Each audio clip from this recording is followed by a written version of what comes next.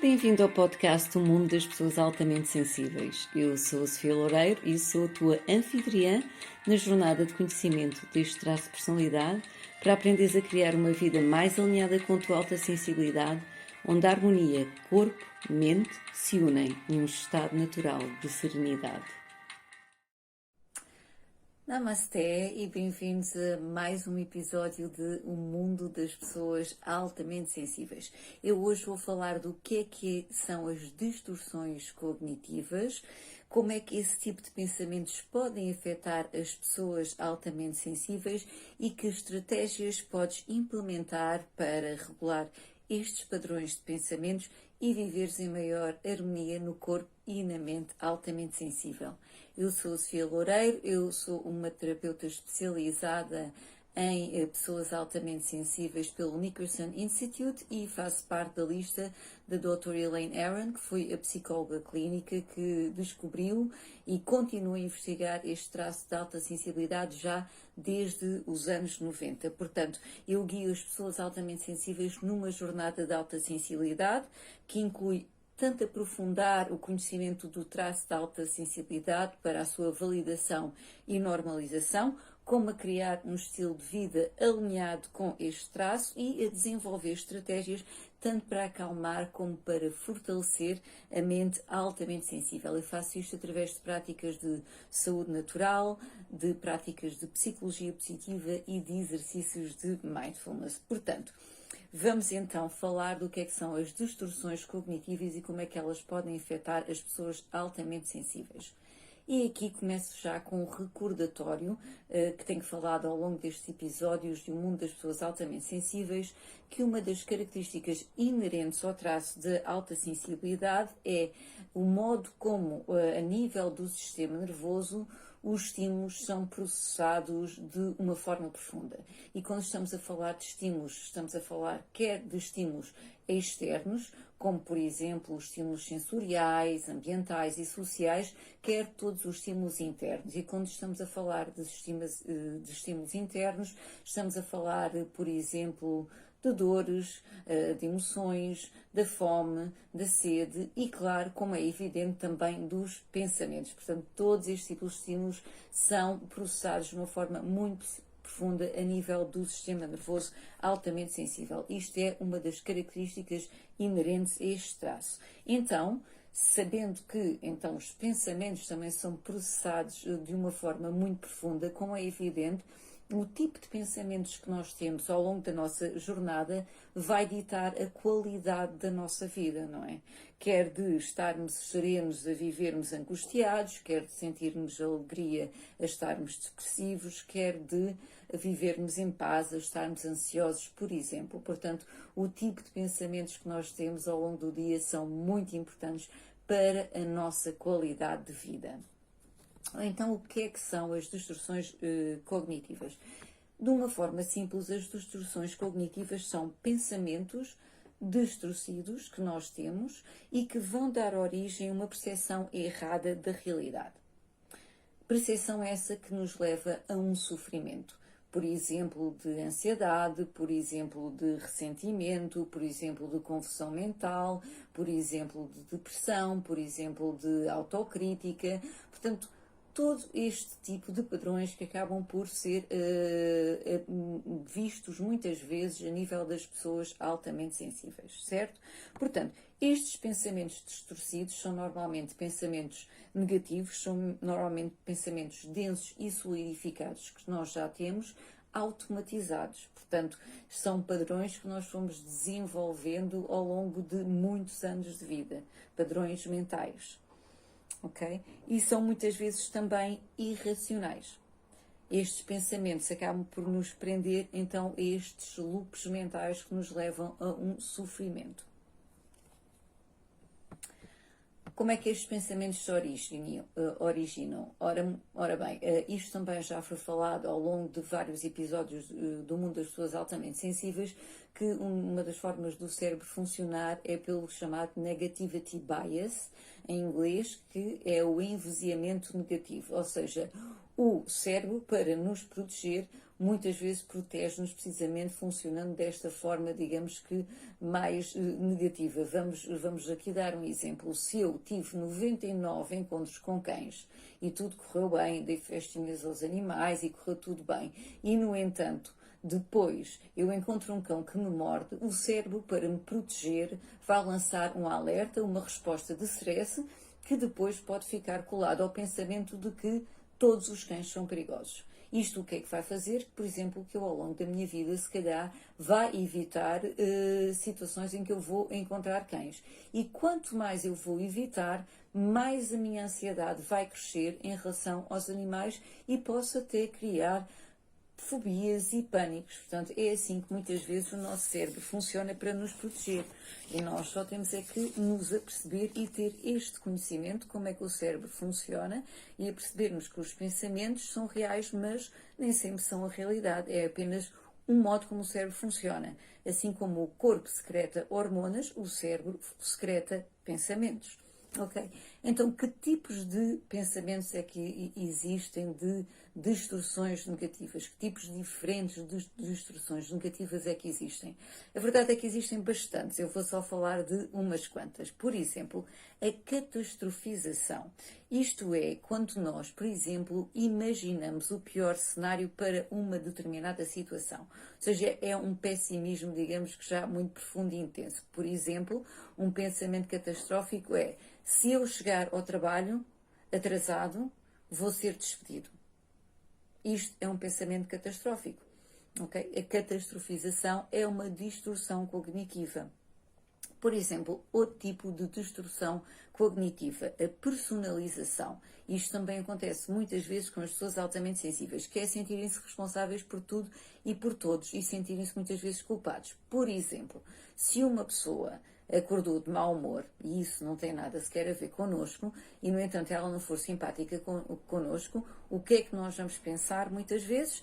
Eu fiz alguma coisa de errado. É aquela personalização e aquela culpa, não é? Portanto, somos culpados de tudo. Novamente, um pensamento de distorção negativa, distorção da realidade. Polarização. Este é outro tipo de distorção cognitiva.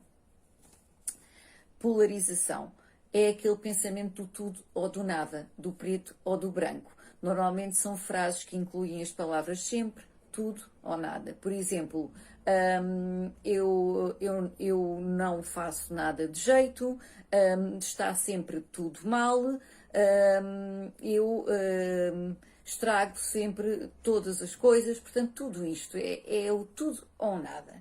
São os pensamentos de polarização. Portanto, é mais uma distorção cognitiva. Outra distorção cognitiva é, por exemplo, a filtragem. É quando nós temos um filtro na nossa mente que apenas vai ver a situação de um determinado aspecto perdendo o seu contexto. E este aspecto é normalmente um aspecto negativo. Ok? Por exemplo, nós fizemos um trabalho e temos 20 feedbacks positivos do trabalho que nós entregamos e, no entanto, há uma pessoa que faz uma crítica. E a crítica até pode ser construtiva. O que é que o nosso pensamento de filtragem vai fazer? Eu vou-me esquecer dos outros 20 feedbacks positivos que eu tive em relação ao meu trabalho e vou-me apenas fixar e filtrar aquele negativo. Portanto, estes são alguns exemplos de distorções cognitivas, portanto, catastrofização, personalização, polarização, filtragem, existem muitos mais. Portanto, eu creio que neste ponto provavelmente já te identificaste com algum deles, porque as pessoas altamente sensíveis acabam por realmente ter esta grande tendência de distorcer por vezes a realidade e sempre para um ponto de vista um pouco mais digamos que negativo. Então, que estratégias é que eu posso implementar no meu dia a dia que me possam ajudar realmente a regular este tipo de pensamentos e este tipo de padrões que eu fui desenvolvendo ao longo do tempo e que se calhar já estão enraizados em mim? Portanto, uma das estratégias muito importantes é tornar-te consciente dos teus pensamentos. Ora bem, isto pode ser simples, mas nem sempre é fácil. Porquê? Porque estes pensamentos já estão automatizados, são automáticos, saem em nós, não é? Portanto, a pessoa está de mau humor, eu sou culpada como tal, não é? Portanto, isto já está automatizado em nós. E é aqui então que entra o mindfulness, que eu tenho falado também muitas vezes ao longo destes episódios e que é uma das ferramentas que eu utilizo, portanto, nas consultas com as pessoas altamente sensíveis. O mindfulness é o estado de estar em atenção plena, no aqui e no agora, sem juízo de valores. Como é que nós, então, acabamos por estar em atenção plena e sermos mesmo menos vítimas destas distorções cognitivas? É através de treinar a nossa mente, ok? E isto permite-nos, os exercícios de mindfulness permite-nos treinar a nossa mente não só para estar em atenção plena no presente, como para educar a mente a identificar pensamentos. E isto é muito importante. Ok? Por exemplo, um dos modos de identificar pensamentos é nomear que tipo de pensamentos é que eu estou a ter. Por exemplo, então, essa pessoa que acordou com mau humor e chega ao pé de mim, talvez não seja muito simpática e eu imediatamente penso, o que é que eu fiz de errado? Eu devo ter feito alguma coisa para esta pessoa estar assim. Imediatamente, quando eu reparo nisto, antes de entrar no loop mental, eu posso apanhar esse pensamento e dizer, pensamento de culpa. Pensamento de responsabilização. E ao nomear esse pensamento, eu estou a ativar partes do meu cérebro que já vão contribuir para me regular. Ok, portanto, identificar que tipo de pensamentos nós temos permite-nos sair então deste loop mental da identificação. Então podemos ter pensamentos de ansiedade, pensamentos de crítica, pensamentos de julgamento, pensamentos de separação, pensamentos de depressão, pensamentos de tristeza, pensamentos de culpa. Portanto, identificar qual é que é o tipo de pensamento que eu estou a ter já é o primeiro passo para que nós não começamos a escalar na emoção, nessa destrução cognitiva que nós estamos a ter. Portanto, muito importante tornar-nos conscientes dos pensamentos e isto consegue-se através de exercícios de mindfulness tão simples quanto começar a nomear que pensamentos é que eu estou a ter. A segunda estratégia muito interessante é uma analogia que normalmente se faz que os nossos pensamentos são como nuvens num céu que é a minha consciência. E o que é que acontece muitas vezes quando estão nuvens? É que se nós estamos dentro delas, se nós vamos imaginar, por exemplo, um avião, quando está a aterrar, ele passa por uma camada densa de nuvens, quando ele está a passar pela camada de nuvens, não se vê nada à volta. Estamos como num nevoeiro, nós passamos a ser a nuvem e nada mais existe. No entanto, quando o avião continua a descer, há uma altura em que nós saímos da nuvem e conseguimos observar. Está ali a nuvem e eu agora já não estou nela. Eu não sou a nuvem. Novamente, deixamos-nos de identificar com a nuvem. Neste caso, seria deixarmos de identificar com os pensamentos, certo? Então, por exemplo, se estou a passar por um episódio de ansiedade, em vez de me identificar com a ansiedade e dizer eu sou ansioso, eu posso dizer eu estou a passar por um episódio de ansiedade. Ou então identificar o meu pensamento de ansiedade. Ou então visualizar essa ansiedade como uma nuvem que está no céu da minha consciência. Eu muitas vezes até vejo realmente a minha consciência com aquelas nuvens todas, com esse tipo todos os pensamentos que nós vamos tendo, não é? Que é o pensamento da culpa, que é o pensamento do não merecimento, que é o pensamento do julgamento, que é o pensamento da separação. E quando eu nomeio, quando eu o apanho e faço logo a primeira estratégia, que é tornar-me consciente dos meus pensamentos e nomear, imagino logo como uma nuvem. Ok? O que é que isto permite? Que a nuvem vem e vai e deixo-a passar sem me agarrar a ela. Então a destrução cognitiva dissolve-se. E aí nós também podemos depois aplicar a autocompaixão para esse tipo de pensamento, de sentimento, de emoção pela qual estamos a passar. E aí a autocompaixão, portanto, é o reconhecer, o aceitar, o nutrir, o investigar e o nutrir. Qual é que é, então, este tipo de pensamento, de sensação, de emoção que eu estou a ter? E para isso, basta irem ao episódio de meditação para pessoas altamente sensíveis, em que eu falo do RAIN, que é precisamente esta prática de mindfulness de autocompaixão. Ok. Então, a terceira estratégia que é muito interessante para nós conseguirmos sair do loop mental das distorções cognitivas que podem afetar o meu dia a dia é fazer uma pausa para fazer-me uma pergunta poderosa. Portanto, as perguntas poderosas é uma prática, é uma ferramenta que é utilizada quer a nível de psicologia, quer a nível de coaching, quer a nível de desenvolvimento pessoal, e são perguntas que nos permitem trazer à consciência o que está enraizado em nós, por exemplo, a nível inconsciente e que muitas vezes está a ditar o meu comportamento. Então, exemplo de perguntas poderosas que te podem resgatar do trânsito das distorções cognitivas quando elas começam a acontecer. Por exemplo, o que estou a pensar é a realidade? Outra pergunta. Este pensamento traz-me algo de bom? Outra pergunta. Será que posso ver a situação sobre outro ângulo, sobre outra perspectiva? Outra pergunta que podes fazer. Que probabilidades há de as coisas serem ou acontecerem como a minha mente está a imaginar?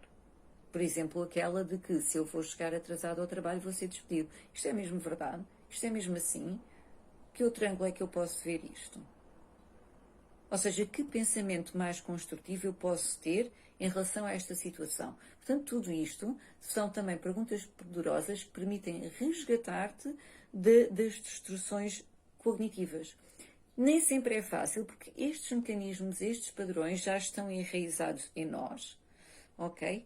Mas com estas estratégias estás cada vez mais empoderado a realmente reconhecer estas distorções cognitivas, regulá-las e elas dissolverem-se e desaparecerem no céu da tua consciência como uma nuvem que vem, que passa e que vai, ok? Portanto, isto é muito importante porque os pensamentos, realmente a qualidade dos nossos pensamentos vai ditar, em última instância, a qualidade do nosso dia-a-dia. E se precisares de apoio, já sabes que eu estou aqui para ajudar-te e guiar-te nesta jornada da alta sensibilidade. E vou terminar este episódio com uma citação que é muito apropriada para este tema de hoje, de Mahatma Gandhi, que diz: observa cuidadosamente como os teus pensamentos tornam-se as tuas palavras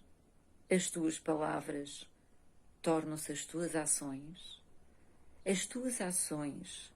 tornam-se os teus hábitos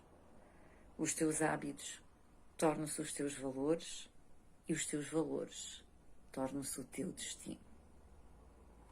Por hoje é tudo e até o próximo episódio de O Mundo das Pessoas Altamente Sensíveis.